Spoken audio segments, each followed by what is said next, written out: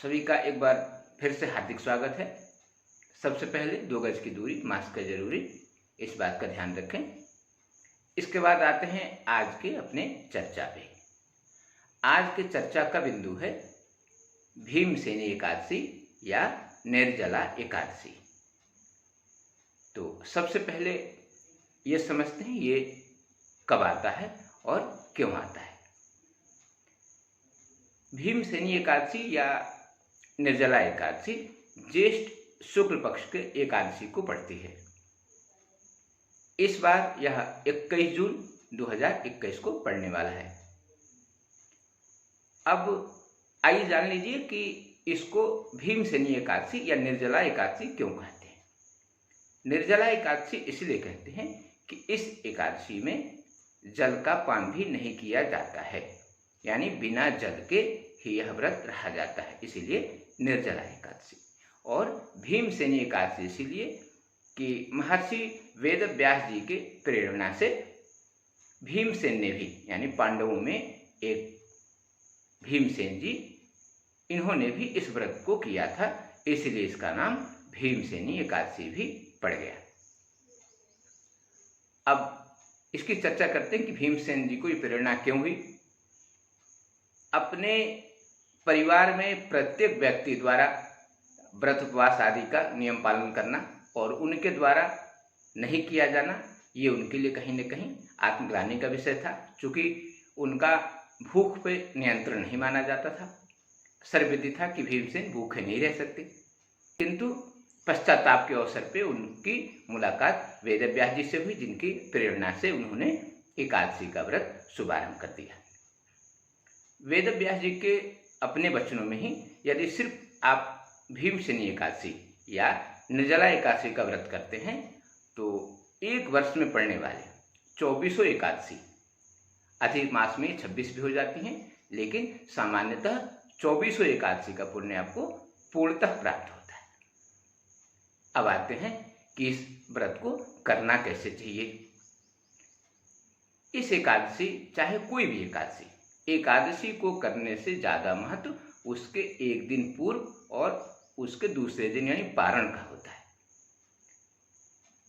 एकादशी से एक दिन पहले ही बिना भोजन के आहार नहीं लेना चाहिए और कोशिश करना चाहिए कि उसमें भी आप सरसों के तेल, मसूर का दाल आदि का उपयोग न करें।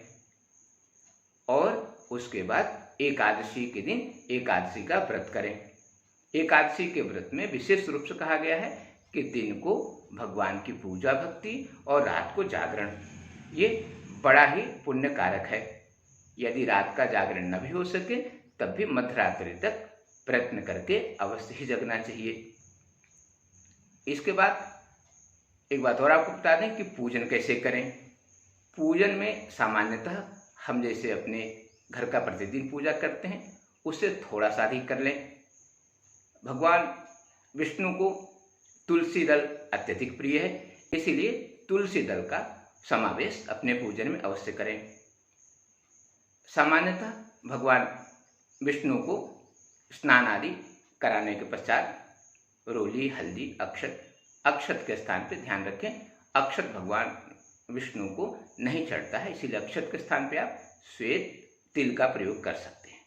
यदि श्वेत तिल की उपलब्धता न हो तो मक्खन या दही में चावल को मिला के उसका उपयोग किया जा सकता है, किंतु कोशिश करें कि अक्षत के स्थान पे श्वेत तिल का प्रयोग ही करें।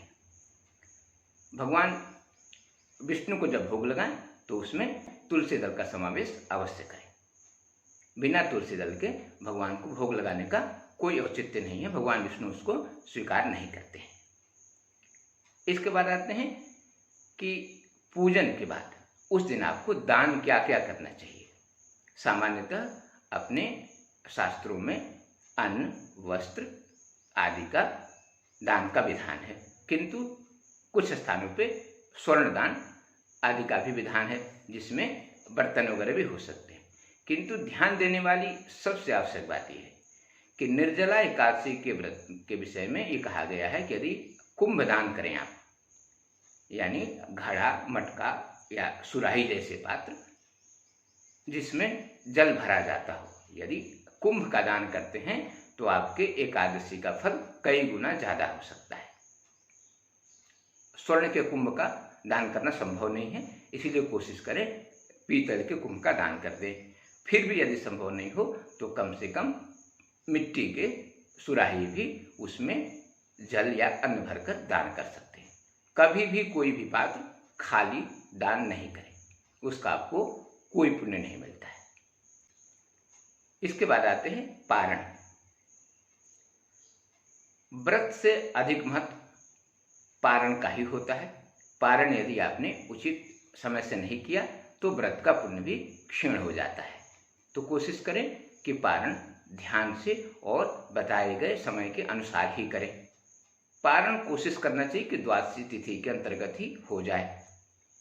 किंतु एक बात और ध्यान रखिए, यदि एकादशी के बाद द्वादशी दूसरे दिन संपूर्ण मात्रा में है तो फिर आपको कोशिश करना चाहिए कि पारण द्वादशी के पहले प्रहर में नहीं किया जाए।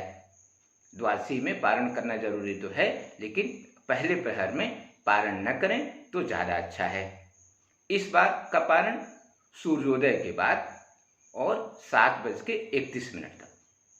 पंचांग भेद में कई जगह 8:21 तक भी है, किंतु कोशिश करिए कि 7:31 के पहले ही पारण कर लें, क्योंकि यदि पंचांग भेद में 2-4 मिनट का अंतर भी हुआ तो आपका पारण खंडित हो सकता है।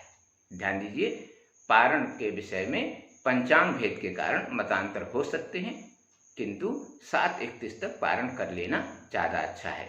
मतांतर में 8:21 तक भी बताया जा रहा है। पारण में ध्यान रखें कि चावल का प्रयोग नहीं करें या चावल से बनी वस्तुओं का बिल्कुल उपयोग न करें, और तामसी भोजन का उपयोग तो बिल्कुल न करें, नहीं आपके एकादशी व्रत का कोई महत्व नहीं रह जाएगा।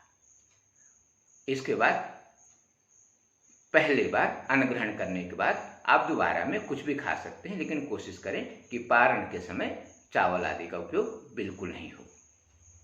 अब इसके बाद एकादशी के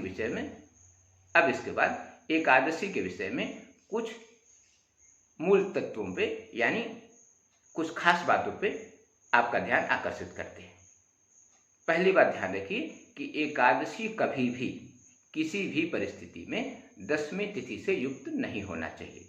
यानी उदया तिथि 10वीं किसी हालत में नहीं होना चाहिए, भले ही 1 मिनट के लिए ही क्यों न हो। किसी भी परिस्थिति में ध्यान रखिए, 10वीं युक्त एकादशी करने का कोई भी पुण्य नहीं मिलता है। एकादशी उदया तिथि हो, भले ही 1 मिनट हो, उसके बाद द्वादशी लग जाए तब भी मान्य है। इसीलिए ध्यानपूर्वक कभी भी 10वीं युक्त एकादशी न करें। इसके बाद पारण में भी आपको विशेष ध्यान देना चाहिए। पारण का समय यदि ठीक नहीं हुआ तो भी एकादशी का पुण्य क्षीण हो जाता है। तीसरी बात यह भी कि एकादशी के एक दिन पूर्व और एकादशी के एक दिन बाद भी तेल, खासकर सरसों के तेल और तामसी भोजन का उपयोग बिल्कुल न करें। हो सके तो मसूर दाल जैसे चीज़ों का उपयोग भी न करें। और आखिरी बात, यदि आप एकादशी व्रत नहीं भी कर पा रहे हैं तो भी कोशिश करिए कि एकादशी के दिन चावल से बने वस्तुओं का उपयोग न करें। सिर्फ इतना करने मात्र से आपको एकादशी करने का संपूर्ण फल प्राप्त हो सकता है।